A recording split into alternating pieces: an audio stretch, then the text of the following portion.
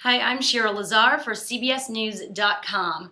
On Wednesday, Facebook announced Facebook Places, allowing you to update your status and tag your friends based on location. So, will this new feature crush other geolocation applications like Foursquare and Goella, or will it create some friendly competition between the social giants? Well, I spoke to Foursquare co-founder Dennis Crowley about the news and how he plans to sustain his 2.8 million users and growing against the 500 million Facebook gorilla. So it's been a pretty busy week for you with the launch of Facebook Places, am I right? Yeah, I mean, every week is busy for us, but this week seems to be busier than normal. So, it's pretty much been you and Goala in the game, this geolocation game. For some who may not know what geolocation is, do you want to describe it? So there's a whole category of apps that are based around, phones that are smart enough to know your location. Yeah. And one of the things that Foursquare is really good at is building these apps that make cities easier to use and, in general, make the world more interesting to explore. So people use Foursquare to check into places. And when you check into places, we can tell your friends where you are, and people start to learn about the types of places that you go to, and we can pop up information about the things you should order there and things you should do. And then we use these game mechanics to really encourage people to go out and explore places. Yeah, you were at the launch, at the Facebook Places launch.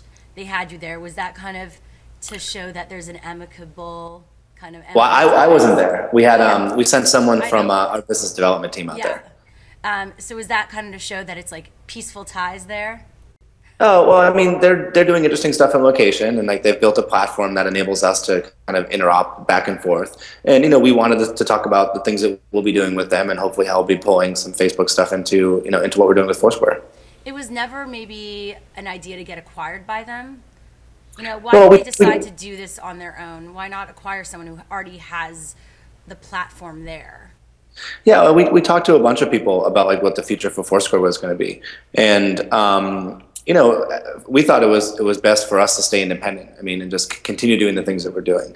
And as much as Facebook is people talk about Facebook being a competitor to Foursquare. I mean, we're both doing check-ins, we're both doing places. The services are really they're kind of dissimilar. It's like describing how is if you look at what a Facebook status update is and what a Twitter update is or what a tweet is, they're kind of the same thing. They're both 140 characters, but everyone knows that they're different. They feel different. They're different from different services. And I think the same thing applies to us. A check-in is not a check-in across multiple services. They mean different things on different services. But today, I hear, was there an increase in the users and signups?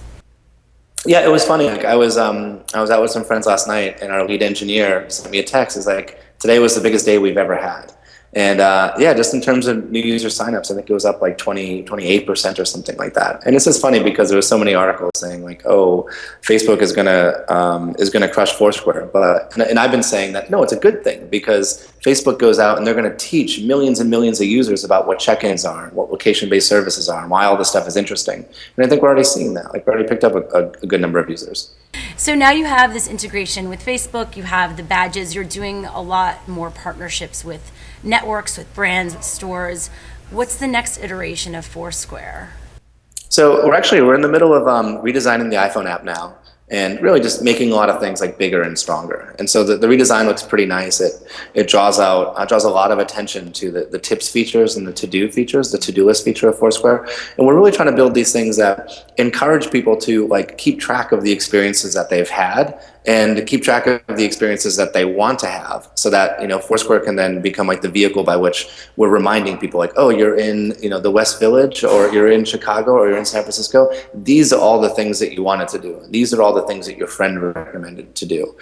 So it's really trying to make these trying to make this software that really helps surface interesting things to do and creates a richer version of the world for you.